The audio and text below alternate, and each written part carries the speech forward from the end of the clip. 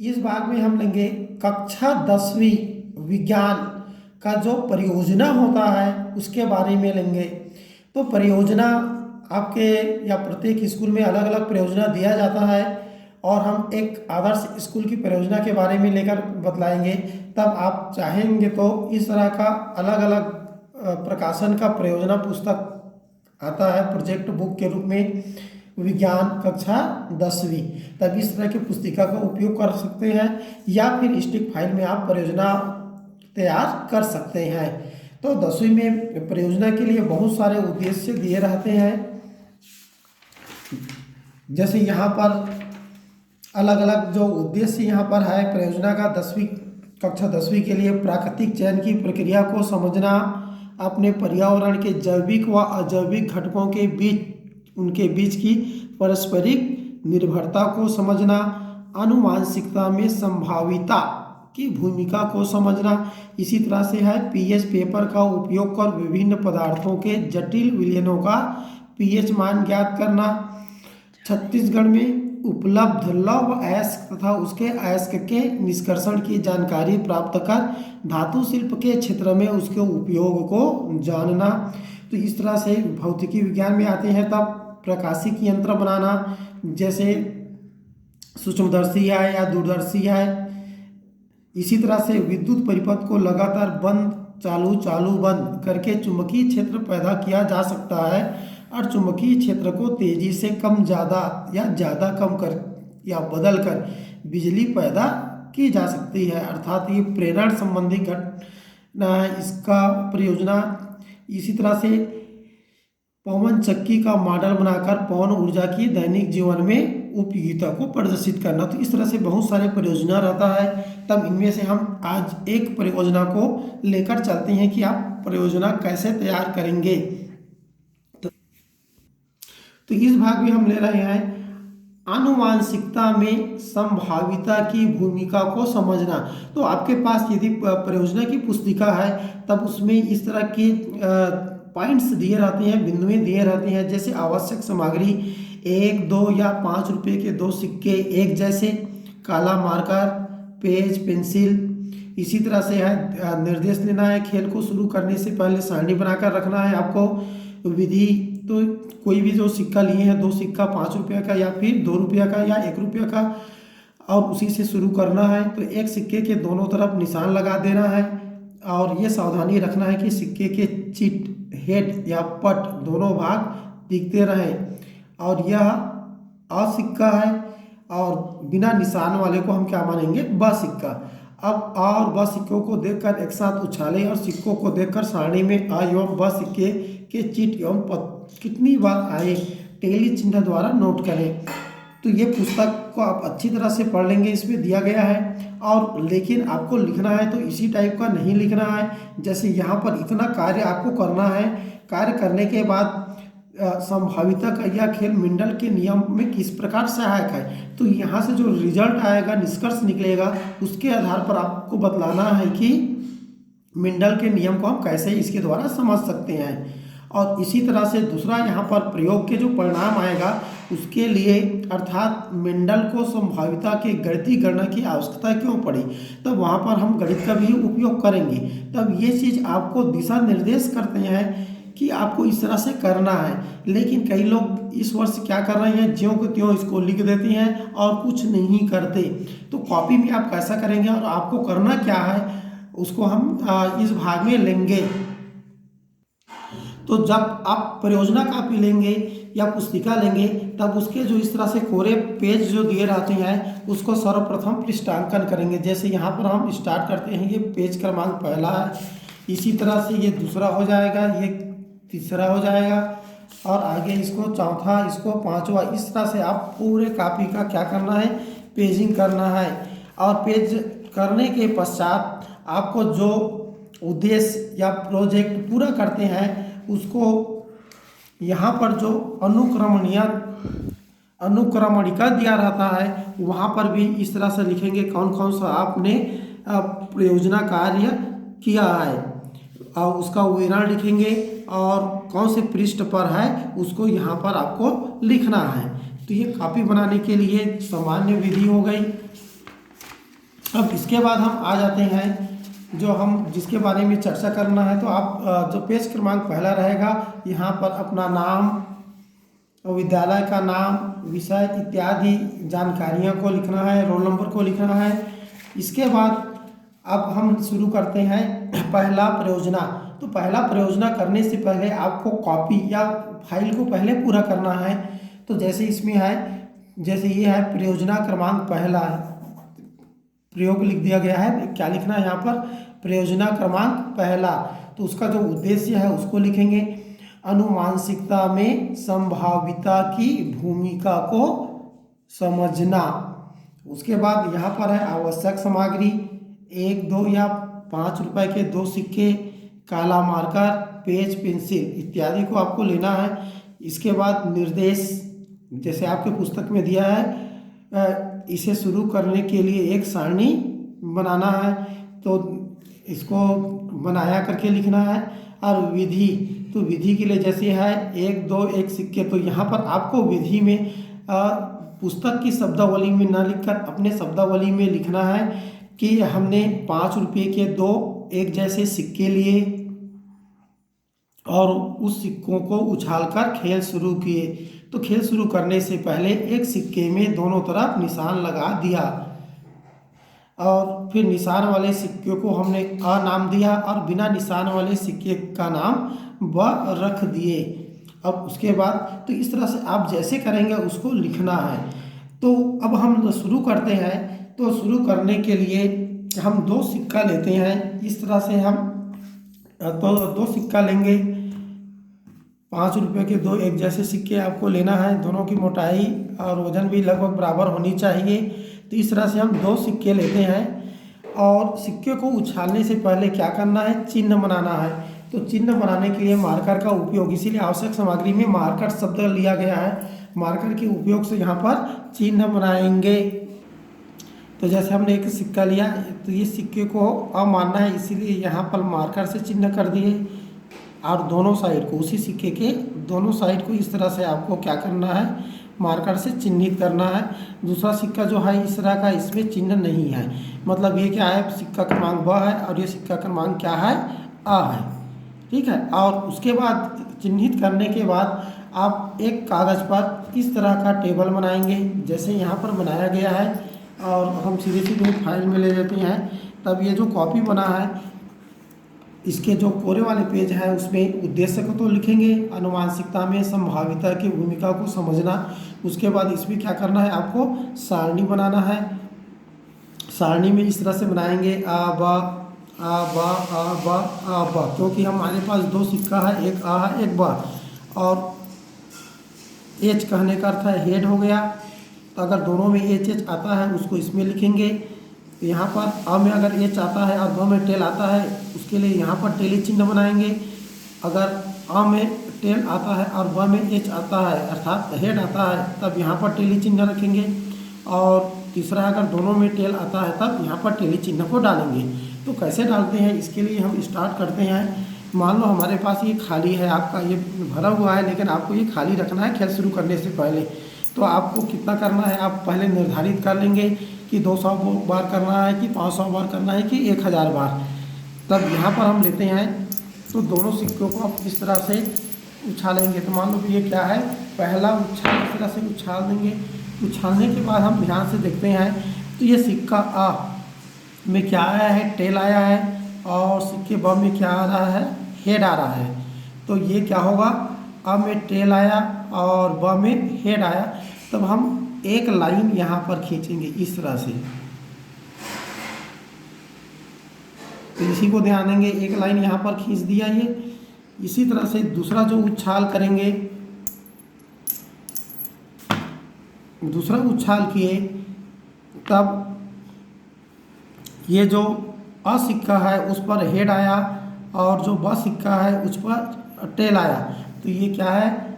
अ में एच और ब में टेल। तो इस बार आप चिन्ह को कहाँ रखेंगे? यहाँ पर रखेंगे इस तरह से। और इसी तरह से अगला हम उछाल देखते हैं किसमें आएगा। अगला उछाले, तब फिर क्या हो गया? जो अ सिक्का है उसमें हेड आया और इसमें भी हेड आया, मतलब दोनों में हेड हेड। तब आप किस में रखेंगे, दोनों में हेड हेड वाला जो कॉलम है उसमें एक टेली चिन्ह बनाएंगे इस तरह से। फिर अगला उछाल देखते हैं हम। अगला उछाल में देखते हैं तो अ में टेल आया और ब में हेड। तो अ में टेल और ब में हेड, मतलब ये वाला जो कॉलम हो गया, तब इसमें एक लाइन और खींचेंगे तो ये 2 लाइन हो गया। इसी तरह से अगला उछाल करते हैं। अब अगला उछाल किए तब दोनों में क्या आया, टेल आया, तब दोनों में टेल, तो इसमें भी कर देते हैं। इस तरह से आप उछालते जाएंगे। मान लो उन्होंने 250 बार 250 बार उछाला और इस तरह के टेली चिन्ह बनाएंगे। तो टेली चिन्ह बनाने के लिए आप लोग पढ़ चुके हो, 4 लाइन के बाद 5वां को क्रॉस करते हैं, तब इस तरह से उसको प्रेक्षण प्राप्त हुआ। तो प्रेक्षण प्राप्त होने के पश्चात क्या करना है, आपका खेल तो समाप्त हो गया, लेकिन आपको क्या है, आनुवांशिकता में संभाविता की भूमिका को समझना है। तो समझने के लिए क्या करना है, यहाँ पर गणितीय गणना का उपयोग करेंगे। तो गणितीय गणना का उपयोग करने के लिए हम यहाँ पर क्या करते हैं, इसमें से गिनेंगे सबको कितना आया। तब इसमें देखो ये चूँकि 5 इसीलिए करते हैं कि गिनने में आसानी हो। तो 1 2 3 4 5 6 7 8 9 10 11 12 12 पंचे 60 और 3 कितना हो गया, ये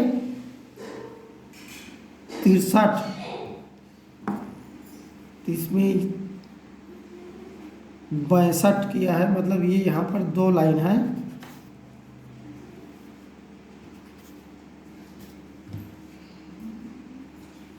तब 2 लाइन है ये, तब कितना होगा, ये 62।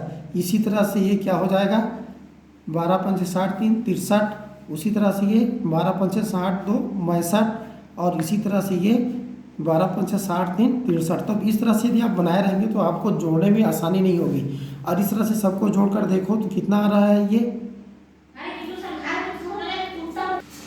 तब इस तरह से ये सबको जोड़ने पर कितना है, 250। अर्थात हम यहाँ पर कितना किए हैं, 250 बार। आप 500 या 1000 बार कर सकते हैं, या 300 400, जो आपको सहूलियत हो, लेकिन कम से कम 200 से ज़्यादा बार करना है। ठीक है, तो यहाँ पर 250 बार किया गया है। तो ये हेड हेड वाला मिला 62, हेड टेल मिला 63, टेल हेड मिला 62 और टेल टेल मिला 63। तो इस तरह से 250 बार उछालने के बाद ये 4 अलग अलग स्थितियाँ आई। ये 4 अलग अलग स्थितियाँ आई, तब इसकी हम प्रतिशत को देखते हैं। तो प्रतिशत निकालते कैसे हैं, इसको देखो। एच अर्थात इस कॉलम में जो घटना घटी अर्थात संभाविता है उसकी जो प्रतिशत है, तो प्रतिशत निकालने के लिए आसान सी गणितीय गणना होती है। जितने बार आया उसको लिखना है, फिर बटा आपने कुल कितने बार किया अर्थात 250। आप 500 बार करोगे तो 500 लिखना है, इन्होंने 250 बार किया इसीलिए 250 लिखा। फिर गुणा 100, इसको हल करोगे तब 620 बटे 25 बराबर कितना आ जाएगा, 24.8। इसी तरह से एच टेल का 63 बार आया है, तो 63 बटे 250 गुणित 100 बराबर 630 बटे 25 बराबर कितना आ जाएगा, ये 25.2%। इसी तरह से इस कॉलम के लिए इस स्थिति के लिए प्रतिशत निकाला गया है 24.8, टेल का निकाला गया है 25.2%। अब यहाँ पर हम इसको गणितीय रूप से ध्यान से देखते हैं। जो प्रतिशत आया है इसको ध्यान से देखने पर पता चलेगा, ये 24.8% आया, मतलब ये 25 के आसपास है। 25.2 आया, मतलब ये भी 25% के आसपास है। ये भी 25% और ये भी 25%। अर्थात यहाँ से हम क्या निष्कर्ष निकाल सकते हैं कि सभी स्थिति का प्रतिशत लगभग कितना है, 25% है। अतः सभी स्थिति का जो अनुपात लेंगे, इन चारों स्थितियों का अनुपात तब कितना आएगा, 1:1:1:1:1। तो ये हमने गणितीय अवलोकन के द्वारा हमने तो ये पता कर लिया कि चारों स्थितियां जो होती है उसका अनुपात 1:1 अनुपात है, अर्थात सबकी जो संभाविता है वो समान है। अब इसमें मेंडल के नियम को कैसे लागू करें, या इसके द्वारा मेंडल के नियम को हम कैसे समझ सकते हैं, तब इसके लिए हम आगे लेते हैं। तो आपको इसके बाद निष्कर्ष में लेकर लेना है कि मेंडल के नियम से तुलना, जो ये हम जो खेल में जो टेली चिन्ह के द्वारा हम प्रतिशत निकाले हैं, उससे हम मेंडल के नियम को कैसे समझ सकते हैं। तो मेंडल के नियम से तुलना के लिए यहाँ पर है, अगर हर सिक्के के चित्त और पट को मेंडल का एक कारक जोड़ा, जैसे आपने मेंडल का नियम पढ़ा होगा, तो मेंडल के नियम में क्या होती है, कोई भी लक्षण के लिए, जीवों में कोई भी लक्षण के लिए क्या होती है, एक जोड़ा कारक होता है, और ये कारक क्या होती है, अलग अलग जीवों से प्राप्त होती है, एक नर और एक मादा से प्राप्त होता है। तो इस तरह से जो कारक होता है एक जोड़ा कारक, तो इसीलिए यहाँ पर कहा गया है चिट और पट को मेंडल का एक जोड़ा कारक मान लेते हैं। तो दोनों सिक्कों पर चित अर्थात HH शुद्ध क्या होगा, बैगनी रंग, मटर के जो पौधे के लिए प्रयोग किया था बैगनी फूल और सफ़ेद फूल के लिए, तब यहाँ पर शुद्ध बैगनी रंग को प्रदर्शित करेगा। इसी तरह से जो टेल स्थितियाँ है वह शुद्ध सफ़ेद गुण है, और यहाँ पर H टेल या टेल H क्या होती है, बैगनी सफ़ेद या इन दोनों का मिला जुला रंग दिखा सकता है। तो इस तरह से हम मेंडल के नियम से यहाँ पर तुलना करते हैं। अब आगे हम मेंडल के नियम के बारे में बतलाएंगे कि मेंडल के प्रयोग में बैगनी पुष्प कितना या 75% और सफ़ेद कितना आता है, 25% आता है। लेकिन हमने यहाँ पर देखे तो 4 अलग अलग स्थितियाँ हैं और चारों स्थिति में 25% आया, लेकिन यहाँ पर 2 स्थितियाँ हैं, एक में 75 आता है, एक में 25। तब ये ऐसा तभी संभव होगा जब H टेल या टेल H के प्रतिशत को किस में जोड़ा जाए, HH से जोड़ा जाए। इसका जो प्रतिशत है इन दोनों के प्रतिशत से हम जोड़ देते हैं, तब कितना हो जाएगा, 75%। अर्थात सारणी सब देखेंगे, जैसे ये क्या है, बैगनी है, ये मिला जुला है, ये मिला जुला स्थिति है, तब इन तीनों को हम जोड़ देते हैं। तो ये तीनों की स्थितियाँ क्या हो जाएगी, जैसे इसका लगभग 25% है, इसका 25% है, इसका 25% है, तब ये तीनों कितना हो जाएगा, 75%। तो इसी को यहाँ पर कहा गया है से जोड़ा जाए तब बैगनी 75% यानी बैगनी रंग का एक भी कारक हो। अब देखो यहाँ पर इन तीनों में क्या संभावना है, तीनों में कम से कम एक हेड है, तीनों में कम से कम एक हेड है। अर्थात बैगनी रंग का कोई भी एक कारक हो तो बैगनी रंग के फूल पैदा करने वाले पौधे मिलेंगे। इसका अर्थ हुआ कि जो बैगनी कारक है वह सफ़ेद कारक को अप्रभावी कर रहा है। अतः मेंडल के नियम को हम आगे लेकर चलेंगे, तब बैगनी कारक प्रभावी कारक है और सफ़ेद कारक क्या है, अप्रभावी कारक है। अर्थात अगर उस पर देखेंगे तब दोनों कारक रहेंगे, दोनों सफ़ेद कारक रहेंगे तभी सफ़ेद होगा, और दोनों में से कोई एक बैगनी कारक हो गया तब क्या हो जाएगा, जो पुष्प आएगा वह बैगनी रंग होगा। तब इससे एक निष्कर्ष निकलता है, जिससे हम क्या समझ सकते हैं, जो मेंडल के अनुवांशिकता का नियम है उसको हम आसानी से समझ गए यहाँ पर कि 75% और 25% क्यों आया। तो जैसे हमने बताया कि इस खेल से हम अनुवांशिकता को समझ सकते हैं। अब इससे क्या निष्कर्ष निकलेगा, तो निष्कर्ष आता है अनुवांशिकता में संभाविता की भूमिका होती है। अर्थात अगर किसी एक पौधे के पुष्प का रंग बैंगनी रंग होगा या सफ़ेद होगा, एक किस पर निर्भर करेगी, ये संभाविता पर निर्भर करेगी।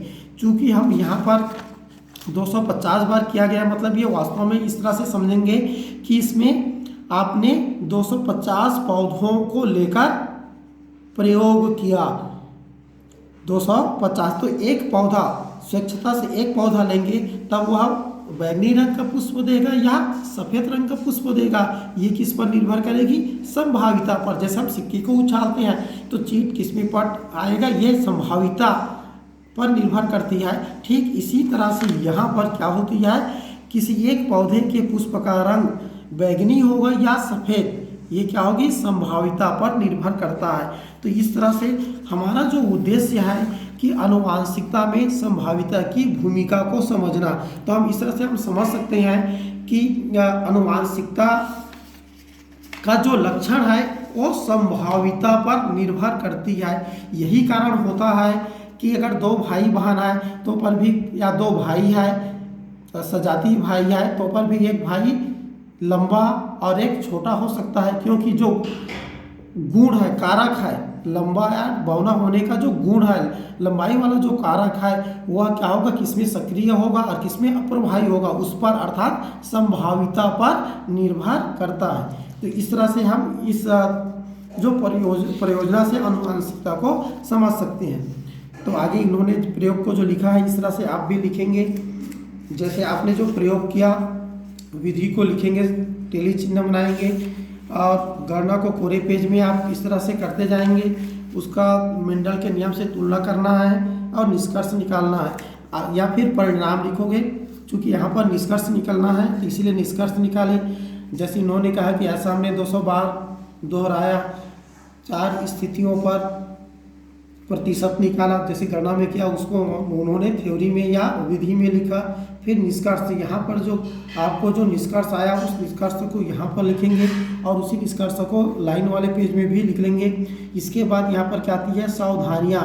तो जिन सिक्कों का उपयोग कर रहे हैं वह एक तरह का होना चाहिए, दोनों में से किसी एक सिक्के पर दोनों तरफ निशान लगे रहना चाहिए जैसे हमने लगाया, और ध्यान रहे निशान लगा हुआ सिक्का को हमें अ मानना है। आप कंफ्यूज नहीं होना है कि जो निशान लगा है वो सिक्का अ है, ठीक है। तो इस तरह से आप अन्य प्रयोग जो या प्रयोजना है उसको करके, चूँकि सामान्यतः जो प्रयोजना आप में से बहुत सारे हमने लिस्ट बनाए, उन लिस्ट में से आप अपने घर में जो सामग्री है उससे आप प्रयोजना को पूरा कर सकते हैं। तो इसके लिए आपको थोड़ा सा पढ़ाई करना पड़ेगा। अगर कन्फ्यूजन है या समझ में नहीं आ रही है तो अपने टीचरों से बात करके प्रयोजना को आप आसानी से घर में पूरा कर सकते हैं। धन्यवाद।